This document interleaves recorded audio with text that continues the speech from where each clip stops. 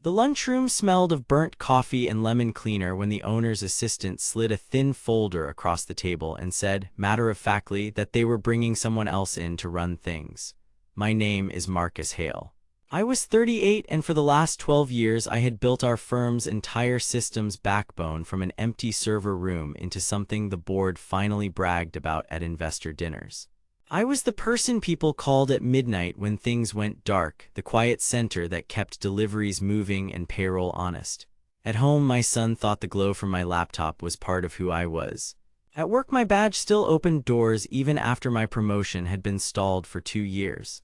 The folder made a single, soft slap against the formica, and the noise seemed too small for the change it carried. The assistant's fingers were immaculate, nail polish pale, the kind of hands that never got grubby under server racks. She folded her hands and looked at me as if she were closing a case file rather than handing me the rest of my life. Around us, the lunchroom hummed with the usual half-conversations, the HR woman complaining about a sweatshop of birthday cakes, a salesman rehearsing a pitch, a junior analyst scrolling headlines. None of it bent toward the paper between us. For a minute, I watched the steam rise from my coffee and tried to imagine how the world had rearranged without making a sound. I remembered the early days with a clarity that hurt. I could still feel the concrete dust under my nails from the first racks I bolted to the floor, the way the fluorescent lights made the server room look like a scene from a medical drama. I remembered solder smoke and the smell of hot plastic when a new case met an underqualified fan. I had written the first scripts that turned a mess of machines into a predictable workflow, the same scripts that years later woke engineers at 2 in the morning when an update misbehaved. Familiarity had been a slow, patient labor, naming conventions that meant things to the people who used them, routings that minimized risk not because they were exciting but because they kept payroll intact on Friday. People thanked me in quiet ways. The operations director would send a text at 2:14 a.m. with a single thumbs up. A driver would joke that I was the reason their scanner stopped misreading barcodes. At performance reviews, colleagues described me as steady and reliable, a cornerstone, less exciting than strategic but essential in the long run. Routines had been my currency. The way I brewed coffee at 6:30 and checked the overnight alert logs before my son ate his cereal. The ritual of unlocking the lab door and running a fast audit to make sure nobody had left a backup from the weekend dangling. The world felt orderly because I had made it so, one small, stubborn fix at a time. So when the assistant said the words, my chest sagged the way a poorly built bridge surrenders to weight. It was not the loss of a title I feared. It was the erasure of a history I had lived. The phrase they used, succession planning, sounded like a clean, corporate solution, but in that lunchroom it landed like an accusation. The folder contained a memo and a few lines of HR policy. It contained the kind of language that made futures sound inevitable and harmless. I knew, because I wrote memos once, how language could be used to make the discontinuity painless for the people making it and grotesque for the people on the receiving end. My hands were steady until they were not. I folded my napkin with the same practiced motion I had used for years on the other side of problems. Method, not drama. Inside, a part of me cataloged the contradictions the way I had cataloged server logs, timestamps, previous incidents, the quiet fixes that had never been praised. I could summon the faces of people who had once deferred to me and imagine them looking past me now, toward a new face, a different comfort. That thought was a small, bright pain that radiated outward. It was not a surprise, exactly. It was more like the slow recognition that a building you thought earthquake-proof had hairline fractures you had never bothered to watch. I kept thinking about small things that belonged to a life I assumed would stay the same. The chipped mug with a faded band logo that lived on my desk. The spare thumb drive taped under the bottom shelf of the lab in case someone honest needed a rollback on a Sunday. The way my son tapped at the edge of my laptop as if to wake it, believing my attention was a function of screen brightness. These were not trophies, they were evidence of presence. Evidence can be invisible to the people who decide where trophies go. The assistant waited for my answer like a judge waiting for a verdict. My mouth formed the words the polite world required. I nodded, arranged my voice to be reasonable and open to mentoring and to helping with the transition. The sound I made was careful, and the room resumed its small noises. But inside, a different conversation had already begun, the kind that ran beneath official language and told the truth in mapping coordinates and last-minute patches.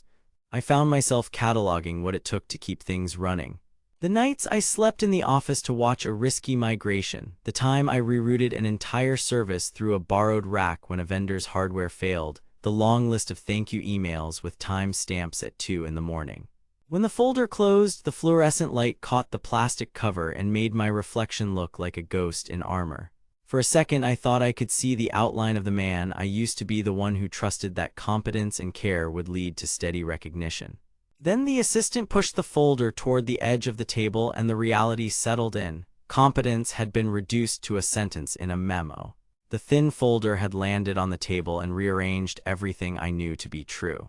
They told me it would be mentoring, that succession planning was healthy, that fresh eyes would help us scale. The meeting where they introduced Evan felt rehearsed in the way only corporate theater can be. Bright projector, nameplates rotated so the new guy's face sat where a seat of power used to be. Evan walked in with a grin that had already been rehearsed in front of a mirror. Casual confidence, the kind of smile that reads like entitlement if you let it. He was 25, a nephew of the owner, freshly graduated, and he had the kind of manner that assumed institutional memory was an optional subscription. "Marcus will take you through operations," the owner said, as if the words were an afterthought rather than the displacement of 12 years. 6 weeks, we want a clean handover. I said the words I had practiced in my head for days, of course, happy to help, look forward to working together, with a smile that felt tight around my teeth. Inside, the feeling was slow as cold water filling a boot. There are indignities that hurt more because they're small and bureaucratic. This felt like a series of those small cuts, each one anonymous and permanent. The first week was a test of politeness.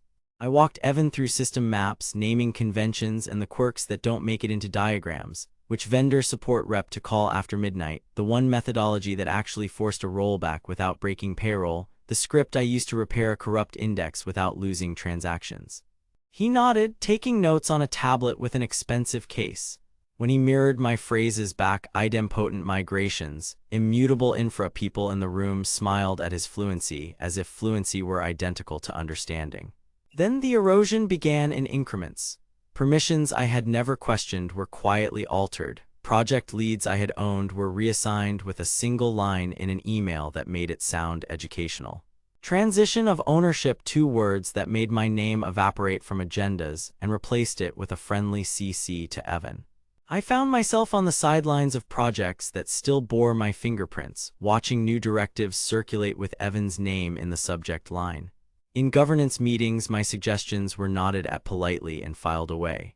When Evan repeated them a week later in a way fit for a slide deck, his phrasing was commended as strategic and visionary. Colleagues shifted like a pack of birds. Those who had deferred to me for the small certainties, rollbacks, patch windows, who to call for hardware on a Sunday, started to consult the nephew first. A junior engineer I had mentored for 3 years walked past my desk one afternoon, stopped at Evan's open door, and asked him about an API quota she knew I managed. She didn't mean to be cruel, it had become a kind of social shorthand. Approval now came from the smiling face backed by the owner's family tree, rather than from the person who actually carried the weight when things loosened. Rumors are a different kind of algorithm. They run on social inertia and polish, and they were mercilessly efficient. Someone in HR floated the narrative that fresh perspectives were a missing ingredient in our culture. Someone else whispered that my reluctance to change made me a bottleneck. The word entitled began to be used about me in quiet tones, which felt both absurd and dangerously plausible given the new optics. People would stop mid-sentence as if remembering which story the executives wanted told about us. Slack channels filled with green emoji when Evan tweeted a short insight. He had not yet been awake at 2 a.m. fixing a routing table, but his handle got more likes. My authority narrowed to roles that resembled custodianship. I was given support responsibilities that kept me visible but powerless. Triaging tickets, documenting legacy code, holding open the fort while the new management polished a narrative for stakeholders. They wrapped it in language that sounded reasonable: risk mitigation, knowledge transfer, but it felt like being asked to record my own obsolescence in Excel. I taught Evan how to describe downtime to managers in a way that minimized technical detail and maximized plausible deniability. I translated complex trade-offs into sound bites he could present without breaking a sweat. Every lesson I gave felt like handing over keys and then being told to stand outside and clap when the car left. there were small humiliations as well. In a technology review, I presented an improvement that would reduce latency on our primary service. Evan rephrased it the next week in a town hall and was applauded for innovative thinking. People who had once stopped me in corridors to ask about capacity now asked the nephew where to find the dashboard. Invitations to sit on panels or speak at investor meetings began to arrive for Evan, not for me. He was framed as the face of modernization while I was recast as institutional support. Then the announcement came public, sanitized, and written in the language of inevitability. An email circulated with a press release attached. Evan would assume the title. The memo commended me for building the foundation, the kind of line that looks generous on a corporate page and thin at the point where you touch it. The message closed with thanks and optimism, a future-looking sentiment that left no room for the present. By the time I read it, I felt stripped down to the essentials. My hands, my knowledge, and a sense of exposure that had nothing to do with the job. All those nights, every awkward conversation, each quiet fix that kept people paid reduced to a paragraph in a public announcement and a handshake that meant nothing. I sat at my desk and let the office's background noise swell until it covered the small, acute hum at the center of my chest. I had become a footnote to a press release, and the absurdity of that summary left me more naked than any confrontation could have. The server room smells like ozone and old coffee, if a server room can be said to smell of anything at all. Fluorescent light turned the steel racks into a city of cold glass and LED blinkers steady greens, occasional amber blips, and for a long time I watched them like a man watching a sunrise he's learned to trust. I ran my fingers along a bundle of cables I had labeled in my careful, cramped script a decade ago and felt the familiar small satisfaction. This was mine, in the way of things you can build with your hands and keep with your vigilance. That night the hum felt louder. It was late enough that the building had thinned to a whisper. The security guard's radio chirped once in the lobby, and then silence. I thought of the email announcing Evan's promotion, of the press release's tidy language. I thought of the 12 years of midnight calls, of the one script rollback that had prevented payroll from happening in a February when a vendor's update gleefully violated our schemas. I thought of my son who thinks the glow from my laptop is part of me. He would be asleep in his bed, probably dreaming some cartoon dream, unaware of the way the world I keep running could be rearranged by someone's smile. It wasn't an exact cinematic anger that rose no sudden rage or vengeful gleam. It was narrower and colder, a clarity like a winter glass. I remember leaning back against the server cabinet and feeling my shoulders settle around a single question. Stay and be politely sidelined, gather bruised pride and walk away somewhere else, or do something that would force everyone who had been complicit to actually see the cost of their choice. The options spread before me like a checklist. Option 1, leave. I could hand in my notice, pack the little personal items from my drawer, take a new job where no one had mistaken pedigree for competence. I could imagine a different office, a steadier respect. But it would feel like desertion, abandoning a system I'd built that people depended on. People would still come to work expecting systems to be resilient because a paragraph in a press release said so, and I would have walked away while the principle remained untested. Option 2, complain, make a scene, start legal papers, let ego and hornet's nest join. That felt cheap and noisy, and it would accomplish nothing but spectacle. The kind of people who made the decision had already mastered optics. They loved narratives that sounded like progress. Public outrage would be swallowed by statements about culture and transparency. The firm was practiced in PR. The board would close ranks, and I'd be a footnote in a corporate diversity story someone filed under hard choices. Option 3, make them learn, not by shouting but by demonstration.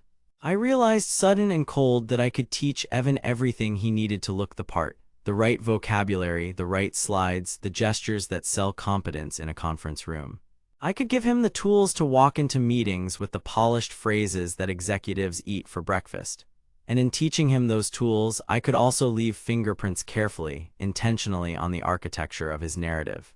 Not sabotage, not malice, something subtler. A place where an assumption he would never have to test would be treated like a fact.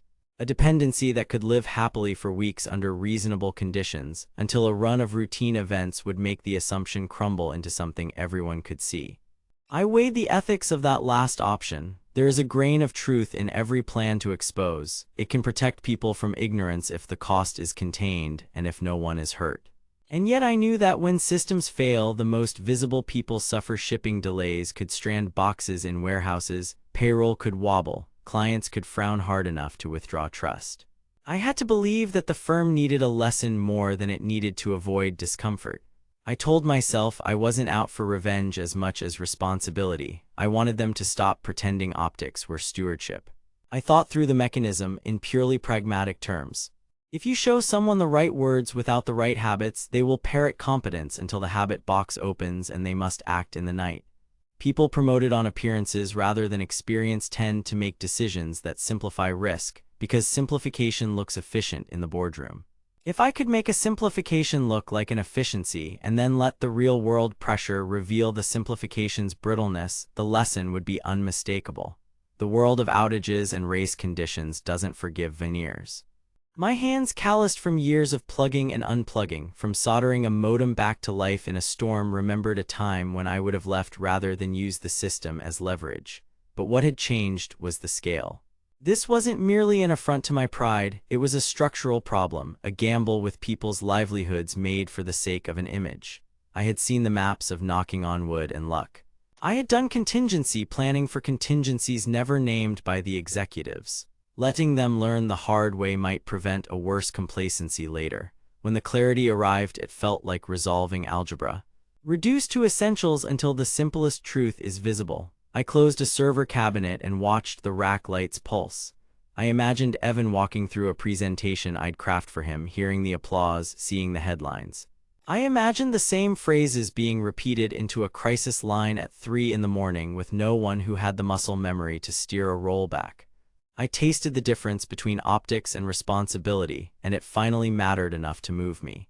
So I decided, not loudly, not theatrically, just a quiet, practical commitment. I would teach him what he needed to appear competent to the right people. In the same breath, I would ensure that the appearance had cracks that only real use would pry open. I told myself this was a defense of the system as much as of my dignity, an argument that experience is not a cosmetic. The thought settled in my chest like a reserve of cool water, measured and unyielding. I shut the door behind me and the fluorescent hum swallowed the last of the lobby's sounds. Walking out of the server room, the plan was already knitting into form in my head: rules and refusals, syllables I'd coach him to love, and a single careful omission that would, in time, show the shape of his ignorance. It was methodical and personal, both at once. I had made the choice to act. I began by cataloging what Evan needed, not as an engineer but as a performer. He had to leave the room smelling like confidence, with a few tidy phrases that sounded like authority. Resilient by design, idempotent operations, zero downtime migration, optimistic rollback. Those phrases would carry him through meetings because they had always carried people through before. My job was to teach him those phrases and the cadence to deliver them, and to shape the architecture so that the phrases could be true enough, long enough to make a point. I started small. I rewrote the deck for the quarterly update, polishing language until the slides gleamed. Bullet points emphasized outcomes and risk mitigations. Diagrams simplified the messy truth into a single flowchart. Where there were caveats, I softened them into footnotes, and where there were conditional checks, I turned them into assumptions. The new feature became a narrative, a thin cache layer that would collapse redundant requests and speed fulfillment by routing duplicate queries to a single processing path. It sounded elegant. It also relied on one assumption I kept deliberately quiet about: that request identity would remain stable under load and across regions. In private, I taught Evan the script. He needed to deliver the section about the cache like a practiced politician, confident and brief. I coached him to smile after the phrase reduces operational cost, to pause for a beat before without sacrificing integrity, and to answer the inevitable question about failure modes with a calm, technical shrug. I gave him phrases about monitoring and test coverage that sounded rigorous. I gave him a story about a feature rollout that had failed somewhere else because engineers had been sloppy with idempotency keys, and I handed him the exact language to deflect that question. We used deterministic hashing and global request IDs to avoid that class of issue. I did not correct him when he repeated that line. I let the inference stand. It is easier to plant an omission than to add a lie. I created a pseudo-document that described the global request ID strategy in confident terms. It included diagrams and an example flow. It did not mention the one practical reality that made those ids brittle. Legacy partners that would occasionally generate conflicting ids when their own retry logic failed. It did not mention the jitter in client clocks that made deduplication fallible. Those omissions were tiny and technical, but they were the sort of thing that only someone who had been called at 3 a.m. would think to check. I also shaped the tests. We had a cozy suite of load tests that simulated normal traffic and measured latency improvements. I expanded those and let them pass so the numbers in the slides would be real. I deliberately did not add the extended concurrency scenarios that teased apart race conditions between duplicate suppression and message ordering. Those scenarios were expensive in time and orchestration, and crucially they were the kind of test only someone who owned the rollback plan would insist on running. Evan could claim thoroughness because the tests he saw passed convincingly. At the same time, I kept the visible systems healthy. I answered tickets, deployed patches, rewrote flaky cron jobs, smoothed anomalies so the monitoring graph stayed presentable. If something ugly flared up, I fixed it before noon because I wanted no suspicion that I was engineering a failure. The paradox felt obscene. I was propping the stage while installing the trapdoor. But propping the stage made the trapdoor more instructive when it opened, and that was precisely the point. Conversations were calibrated. When product wanted to push the rollout earlier, I played the calming role, citing risk mitigation and offering staged deployment windows. When an executive asked about vendor compatibility, I nodded and handed Evan the script. He repeated my line about deterministic hashing and drew nods from people who did not have the stomach for the technical subtlety. The fewer questions the room raised, the closer I was to the kind of blind confidence I needed to expose. Sometimes I felt a sharp wrestle in my chest, an echo of the older ethic that would have had me leave rather than set a test by omission. That part of me still objected, still measured possible harms in terms of people who might be inconvenienced or worse. Each time I ran the costs across the ledger in my head. A messy rollout now would teach the board a lesson about stewardship. A messy rollout later would teach a whole industry how to prefer appearance over accountability, and that consequence could be far worse. I told myself that I was building a targeted exposure, not letting the system rot without warning. I also prepared the rollback playbook, superficially thorough and purposely missing the single emergency step that would be necessary if duplicate suppression failed under multi-region load. It read like every other recovery plan in our repository with SSH commands, failover checklists, and a named on-call escalation path. It lacked the one command sequence that would have undone the deduplication assumptions cleanly. In a crisis, the absence would be obvious to someone with a night's worth of experience. To the rest, it would read like an honest attempt at preparation. Training sessions with Evan became exercises in theater. I corrected his pacing, his use of jargon, the way he touched his notes. I fed him answers to the questions that might sting him, asked him to repeat them until his voice acquired the right steadiness.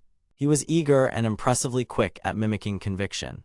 That made it bitterly satisfying because a confident mimicry of competence is exactly what a board values until it must pay for the actual work. By the time the rollout window was scheduled, the architecture of consequence felt complete. The deck would be pristine, the numbers favorable, the monitoring benign, and the rehearsal would convince any executive that the feature was both modern and safe. Evan would step up and be the face of that accomplishment. I would be the quiet hand behind the presentation, the person who had shaped words and tests to guide the room toward a lesson they did not yet know they needed. When I finished, I walked through the server room again and checked the rack labels as if seeking permission from the hardware to go forward. The hum accepted me. Outside, the world was as oblivious as ever. Inside, the map I had drawn of phrases, omissions, and fragile assumptions sat like a coiled thing waiting to be unrolled. I told myself coldly and clearly that this was not revenge as spectacle. It was a carefully constructed argument, delivered in code and slide bullets instead of a courtroom. The setup was silent, and it was ready. The rollout went live on a Tuesday with the kind of smooth choreography I had engineered into the deck. Evan spoke the phrases I had layered for him, exactly where to smile, exactly when to pause. Executives liked the cadence. The PR team already had headlines drafted about a modernized deployment strategy. For an hour, the dashboards told the story we wanted. Latency down, throughput up, fulfillment times shaving seconds off 100 small metrics. People applauded. I sat at the far side of the room with my hand around a cup of coffee that had gone cold and watched the glow of the screens. Then the alerts began as small, polite chirps.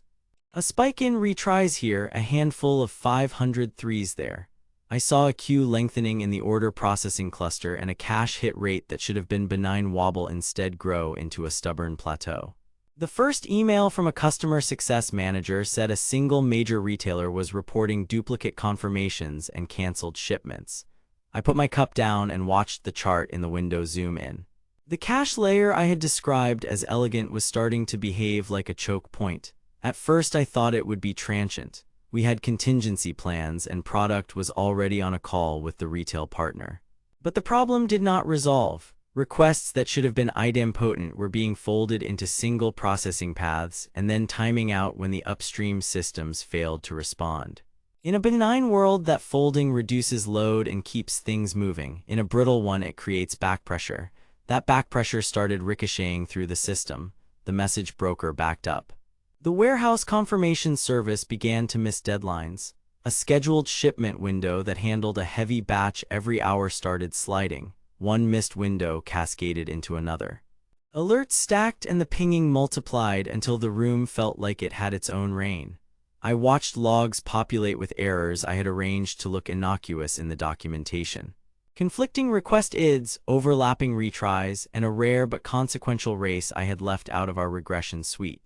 The global request ID strategy that Evan had announced as deterministic unfolded not as a single truth, but as a brittle agreement among systems that sometimes disagreed. Client clocks jittered, legacy partners retried in ways that generated colliding IDs under normal load. None of that mattered. Under pressure, it mattered catastrophically. People ran. Product managers clustered around the screen, trading explanations the way medics swap observations. The CTO asked for the rollback playbook and someone pushed it across the table. Evan took the lead on the call, trying the lines I had fed him about monitoring and rollouts and optimistic rollback. His voice betrayed the familiar curve of rehearsed confidence. He repeated the phrase deterministic hashing and global request IDs as if it were an incantation that would make the numbers align again. The phrase landed like a promise. The promise did not hold. The warehouse floor started reporting orders that had been marked shipped and then unmarked, invoices duplicated, trucks that had been scheduled and then delayed. A client whose contract hinged on an on-time delivery threatened fines. The shipment window collapsed under the weight of a backlog we could not clear because the very mechanism designed to suppress duplicate work was suppressing the work we needed to move shipments at all. Latencies climbed into the seconds that force human intervention. Tickets multiplied into emergencies. The noise in the room felt like thunder. I did not move at first. I watched the faces around the primed screens, the way people looked to Evan for certainty and found only the echo of a script. In those minutes, I felt the architecture of omission I had built show its true shape. I also felt, sharply and selfishly, the vindication of a point proved. The world that preferred optic over ownership was now seeing the cost in red. It was not clean or pleasurable, but it was clear. The CTO demanded the emergency escalation path. Fingers found the rollback checklist I had prepared. In that printed list, everyone saw a thorough set of steps, neat terminal commands, failover points plausible to the unpracticed eye. What they did not see in the moment of pressure was the one command sequence I had never included. The surgical undo for the duplicate suppression under cross-region concurrency. The checklist read like a real plan. When the first chosen steps failed or only made the problem worse, the absence became a void. When the board was informed, they convened an emergency meeting within the hour. People I had watched sign off on the move sat at the long table and listened to the color of the crisis translate into numbers. Evan stood in the doorway, face flushed, hands empty of the rehearsed cadence. He tried to answer questions about failure modes and monitoring and vendor compatibility, and his answers stumbled into the gaps I had left. Where once he had been applauded for fresh perspective, he now faced pointed, practical questions about things neither his rehearsed slides nor the PR memo had prepared him for. The room that had applauded him was no longer indulgent. Voices rose and blame found a rhythm of its own. Executives who had asked for novelty wanted to know why they had been sold a risk. Product wanted to know why its early warnings had been translated into a staged rollout instead of a safety net. The public relations team began drafting a holding statement while legal requested incident reports. The person who had never been responsible for a midnight crisis found himself alone in the cold light of accountability. I watched him there and felt the complicated, terrible satisfaction of a lesson finally landing. The first wave of consequence arrived the way decisions often do at companies that resemble organisms more than organizations, quietly and in corridors. By the second day, the executive calendar had been emptied of non-essential meetings and refilled with post-mortems. By the third, the legal team had delivered a stack of subpoenas and vendor contracts, and PR had circulated draft apologies that read like ship manifests for blame. Evan's name stopped appearing on calendars. He was moved out of the ops group, then out of the building, then out of the company with a short email that pretended to be sparing and generous at once. People spoke his name in muted tones as if it might wake the scandal. Some careers bent and never straightened. The vice president who had championed the fresh perspective angle went on a leave of absence and then found exits more polite than public. A couple of product directors lost their stripes. The board shuffled committees and adjusted reporting lines. The PR team buried 3 weeks of promises under boilerplate, and client managers spun triage plans to protect key accounts. A major retailer accepted a modest fine in exchange for escalated service, and our legal department learned an ugly, expensive lesson about warranties and liability. I watched meetings where people who had urged risk for the sake of novelty tried, awkwardly, to reclaim prudence as if it had been theirs all along. I was not hailed as a savior. There were no ceremonial breakfasts or congratulatory emails with balloons. The CTO, who had once relied on me like an extra pair of hands and then folded when politics shuffled the deck, thanked me in a corridor with a tone that suggested relief and calculation in equal parts. The senior leadership team convened to rewrite the succession policy and to draft a message about valuing institutional knowledge. They did not, in that first week, invite me to stand and accept some public acknowledgement. It would have been awkward in any case. I had engineered the collapse in a way that made acknowledgement complicated. What I had not anticipated was the personal accounting that came after the professional fallout. There was a tally beyond org charts and legal fees that accrued with a different currency. The damage done to relationships, the colleagues whose work was interrupted, the techs who had to patch systems overnight without thanks. Some of my teammates looked at me with something like gratitude laced into their exhaustion. Others looked at me sideways, recognizing that I had weaponized the very thing they trusted most me with. A few could not forgive the deliberate nature of the failure. They felt betrayed by the person who understood failure modes and then chose to create one. That cut deeper than any corporate rebuke. I replayed the nights in the server room often. I thought about the cold hum and the way a rack can feel like a spine when you have been the one to wire it. I thought about my son and how his small hand had once reached for the glow of my laptop as if it were a part of me. Those were the things that made the chemistry of my actions complex. I had not done it for spite so much as for a principle I had allowed to calcify into action. I wanted stewardship to mean something again, and I wanted the people steering the ship to understand the cost of handing a till to someone who had never been awake at 2 in the morning watching Q's backup. There were days when the satisfaction I felt was clean, like iron filing to a magnet. Proof had a sound and I had delivered it, but the satisfaction carried ash. I watched people scramble to repair, to rewrite checklists, to institute tests that would have caught the edge cases I exploited.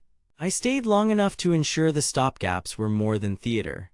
I helped write incident reports that went beyond blame and into process, and I sat in calls where we mapped out durable guardrails. I did not trumpet those contributions. I left them to stand on the document trail that would speak for itself after I was gone. What I lost in the aftermath was a kind of innocence about the interplay of systems and people. I had always known systems could fail, that single points of logical failure hide in plain sight. What I learned more painfully was how brittle organizational judgment can be when polished optics begin to masquerade as competence. There is a difference between a shiny dashboard and a steward who understands what it smells like when a queue overheats. That lesson cost them money and a few reputations. It cost me a measure of my own peace. In the end, I decided I would not be the person who waited for gratitude that might never come. The job that had defined so much of my identity had shifted into something I did not recognize, and I realized that the place needed institutional recalibration more than it needed me. I walked out on a Friday with my badge in my pocket and my laptop wiped and handed to it with nothing ornamental about the exit. No one applauded. No one followed me to the curb. That felt like the correct punctuation. As I moved away from the building, I felt steadier than I expected. I had forced a mirror in front of them and they had seen themselves the way I always had. Fallible, fashionable, and sometimes dangerously inattentive to where the work actually lived. They would, I thought, be better for that seeing even if the lesson was painful. I had protected a network and people who depended on it by making them confront what they almost abandoned. The cost was not small and it sits with me. Still, I walked away holding my head steady because I had chosen consequence over silent resignation, and, for all the ash, I could not pretend I had done otherwise.